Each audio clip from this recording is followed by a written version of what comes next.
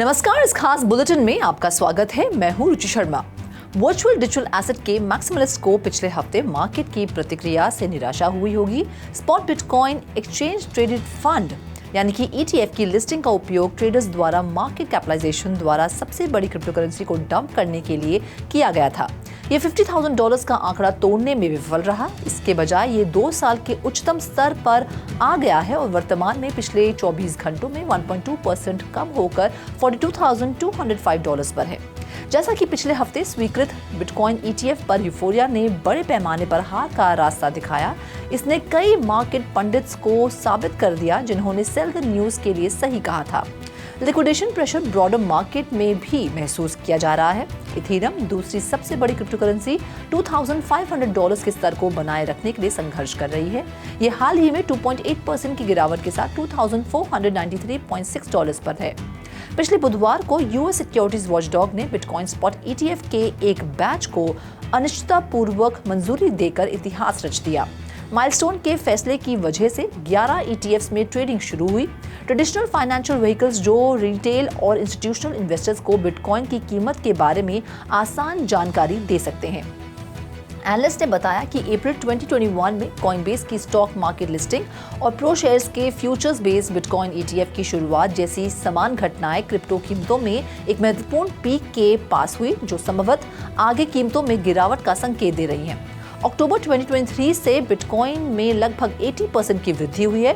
बिना किसी महत्वपूर्ण कमियों के ETF अप्रूवल के बाद लिक्विडेशन के लिए एक आइडियल केस बन गया है। ब्रॉडर मार्केट्स ने भी इसका अनुसरण किया। अवलांच, डोजकॉइन, ट्रॉन आदि जैसे large cap token lower trade कर रहे थे। इसीलिए पिछले 24 घंटों में ग्लोबल क्रिप्टो मार्केट कैप 1.7% घटकर $1.66 ट्रिलियन हो गई। इसके साथ ही टोटल क्रिप्टो मार्केट का वॉल्यूम 8.2% गिरकर $49.2 बिलियन हो गया। DeFi में टोटल वॉल्यूम वर्तमान में $5.1 बिलियन है और सभी स्टेबल कॉइन्स $42.8 बिलियन है, जो टोटल क्रिप्टो मार्केट के 24 आवर के वॉल्यूम का क्रमशः 10.3% और 87% का प्रतिनिधित्व करता है। बिटकॉइन का प्रभुत्व वर्तमान में 49.8% है, जो दिन के मुकाबले 0.1% अधिक है। टॉप 15 टोकन का बैरोमीटर IC15 इंडेक्स 1.4% कम होकर 55,385 पर आ गया। इस बीच ज्यादातर ETF इशूअर्स को महत्वपूर्ण कस्टडी सर्विसेज प्रदान करने वाले क्रिप्टो एक्सचेंज कॉइनबेस के शेयर्स में शुक्रवार को 7.4% की गिरावट आई। बिटकॉइन माइनर्स मैराथन डिजिटल, हट 8 और राइट प्लेटफॉर्म सभी कम से कम 10% नीचे आए। मैराथन का प्रदर्शन सबसे खराब रहा और इसमें 15% की गिरावट आई। जहां तक BTC का सवाल है, एनालिस्ट का कहना है मौजूदा स्तर महत्वपूर्ण समर्थन प्रदान करते हैं, यहां से वापसी कर सकता है। अगर ये सपोर्ट लेवल लड़खड़ाता है तो देखने लायक अगला प्रमुख क्षेत्र $40,000 है। ब्लैक रॉक के CEO लैरी फिंक का मानना है कि इथेरियम ETFs का मूल्य है, जिससे स्पेकुलेशन लगाई जा रही है कि अन्य क्रिप्टो करेंसी रखने वाले स्पॉट बिटकॉइन ETF के अप्रूवल का पालन करेंगे। पॉली मार्केट पर लगाए गए 58% से अधिक बेट्स मई के अंत तक इथेरियम ETF अप्रूवल के पक्ष में हैं। कई बड़े एसेट मैनेजर्स ने ETH एक्सचेंज ट्रेडेड प्रोडक्ट्स के लिए फाइल किया है, जिसमें black rock, Vanik, arc invest और 21 शेयर्स, फिडेलिटी और गैलेक्सी रिसर्च शामिल है। 23 मई की डेडलाइन के साथ वैनिक SEC से उत्तर प्राप्त करने वाले सबसे पहले व्यक्ति होंगे। ब्लैक रॉक की डेडलाइन अगस्त की शुरुआत में निर्धारित की गई है। JP मॉर्गन को भरोसा नहीं है कि सिक्योरिटीज एंड एक्सचेंज कमीशन मई में स्पॉट इथेरियम ETF को मंजूरी देगा। ऐसा करने की ये उसकी पहली डेडलाइन है। उसका मानना है कि SEC के लिए इथेरियम को सिक्योरिटी के बजाय बिटकॉइन के जैसे एक कमोडिटी के रूप में वर्गीकृत करना निश्चित नहीं है। SEC ने 1 दशक में अधिक की अस्वीकृति के बाद इस हफ्ते की शुरुआत में स्पॉट बिटकॉइन ETF को मंजूरी दे दी है। ट्रेडर्स अब ये शर्त लगा रहे हैं कि स्पॉट इथेरियम ETF हरी झंडी पाने की कतार में अगला हो सकता है, क्योंकि इसी अवधि के दौरान बिटकॉइन की 2.5% की बढ़त की तुलना में पिछले 7 दिनों में ईथर की कीमत लगभग 20% बढ़ गई है। हालांकि SEC बिटकॉइन के बाहर अन्य सभी क्रिप्टो करेंसी को सिक्योरिटीज के रूप में देखना जारी रखता है। ब्लूमबर्ग इंटेलिजेंस के जेम्स सेफर्ट सहित कुछ एनालिस्ट हैं जिनका मानना है कि स्पॉट ETH ETF को मंजूरी मिल जाएगी। SEC द्वारा मंगलवार को स्पॉट ETF की घोषणा विफल होने के बाद बिटकॉइन अभी भी 21 महीने के उच्चतम स्तर से नीचे है। इसके विपरीत इथेरियम आसमान छू रहा है। इथेरियम ने उस समय में 16% से अधिक की वृद्धि की है, जिससे ये मार्केट कैपिटलाइजेशन के हिसाब से ईयर टू डेट सबसे अच्छा प्रदर्शन करने वाली टॉप 20 क्रिप्टो करेंसी बन गई है। बिटकॉइन वर्तमान में लगभग आधे रिटर्न के साथ दूसरे स्थान पर है। SEC की अनऑथराइज अनाउंसमेंट के कारण मार्केट ने एक दिन पहले ही खबर बेच दी, लेकिन ऐसा प्रतीत होता है कि ईथर ETF पर अफवाह को खरीद लिया गया है। Ethereum classic original Ethereum hard fork 25वें स्थान पर है। ब्लॉकचेन के नेटिव टोकन ETH/ETC में पिछले दिन लगभग 50% की वृद्धि हुई है। नाइकी की digital wearables branch Swoosh video game fashion के रेल्म को एक्सप्लोर कर रही है और अपनी non fungible token expansion plans के बारे में चिंता व्यक्त कर रही है। Company Nike in game wearables नामक वर्चुअल प्रोडक्ट्स की एक नई लाइन लॉन्च करने की योजना बना रही है, जिसे किसी के पसंदीदा गेम में सीधे खरीदा और पहना जा सकता है, जिससे गेमिंग एक्सपीरियंस में रियल टाइम गेमिंग आती है। नाइकी ने लॉयल मेंबर्स के लिए सराहना की भावना को बढ़ावा देने के लिए इन गेम वेयरेबल्स से जुड़े एक्सक्लूसिव फिजिकल प्रोडक्ट्स की पेशकश करने अपने कम्युनिटी एंगेजमेंट को गहरा करने की भी योजना बनाई है। गेमस्टॉप ने NFT बिजनेस से बाहर निकलने का फैसला किया है और लॉन्च होने के लगभग 1.5 साल बाद अपना NFT मार्केटप्लेस बंद कर दिया है।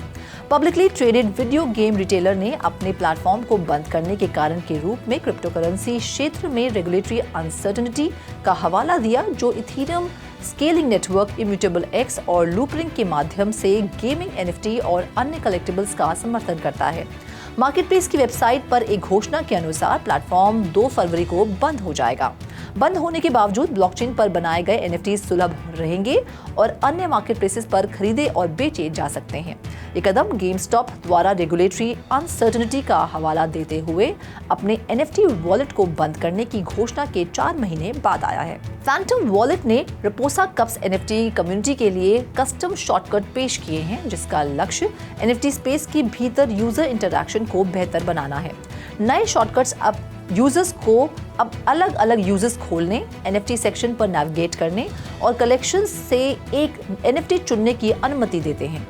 एक डेडिकेटेड बटन कलेक्शन की यूनिक फंक्शनैलिटीज को अनलॉक करता है, जिससे यूजर्स एक क्लिक के साथ फीचर्स का पता लगा सकते हैं। कस्टम शॉर्टकट विभिन्न सुविधाओं तक सुविधाजनक पहुंच प्रदान करते हैं, जैसे स्टेकिंग पेज, बीन्स टोकन के साथ एंगेजमेंट और मार्केटप्लेस में एंट्री।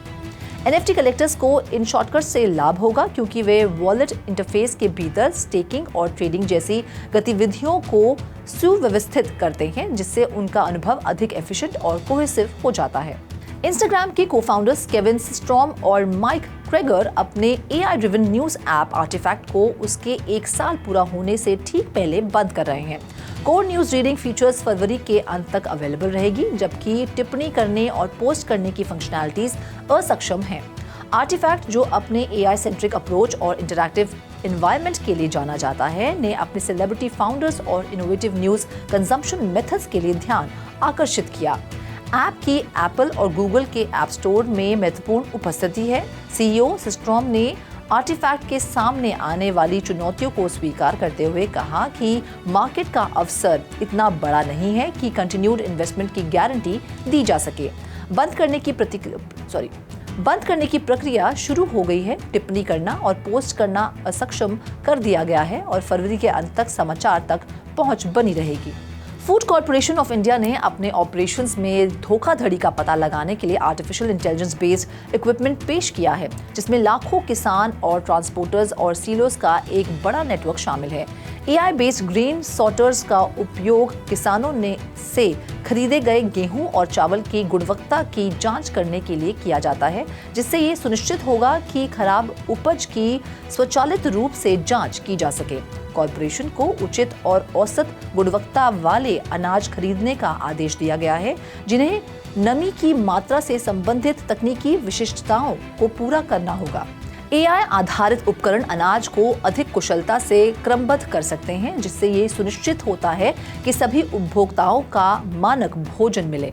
FCI भारत में फूड सिक्योरिटी बनाए रखने, federally fixed minimum support prices पर किसानों से लाखों टन कृषि उपज खरीदने और नेशनल फूड सिक्योरिटीज एक्ट के तहत 800 मिलियन गरीब लोगों को मुफ्त में भोजन वितरित करने के लिए महत्वपूर्ण है।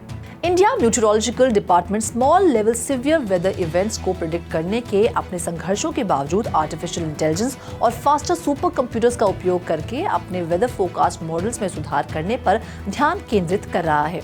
IMD आंधी तूफान और भारी मानसूनी बारिश की वजह बनने वाली फिजिकल प्रोसेसेस को बेहतर ढंग से समझने के लिए उड़ीसा और मध्य प्रदेश में परीक्षण केंद्र स्थापित कर रहा है, जिससे अंततः पूर्वानुमान में सुधार हो सकता है। IMD हर गांव में हर किसान को मौसम का पूर्वानुमान प्रदान करने के लिए पंचायत मौसम सेवा शुरू करेगा और क्लाइमेट सर्विसेज के लिए नेशनल फ्रेमवर्क हर क्षेत्र और गतिविधि में क्लाइमेट इंफॉर्मेशन को मुख्य धारा में लाएगा। IMD ने AI/ML पर एक एक्सपर्ट ग्रुप का गठन किया है और फोरकास्ट एक्यूरेसी और सेक्टोरल एप्लीकेशंस में सुधार के लिए टूल्स के जॉइंट डेवलपमेंट के लिए NITs, IITs, IIITs, एकेडमिक और R&D इंस्टीट्यूशंस के साथ सहयोग कर रहा है। इस खास बुलेटिन में फिलहाल इतना ही। आप देखते रहिए 3.2 TV और ज्यादा जानकारी और स्टोरीज के लिए लॉग ऑन करें हमारी वेबसाइट www.3voicetv.io पर या फिर QR कोड को स्कैन करें।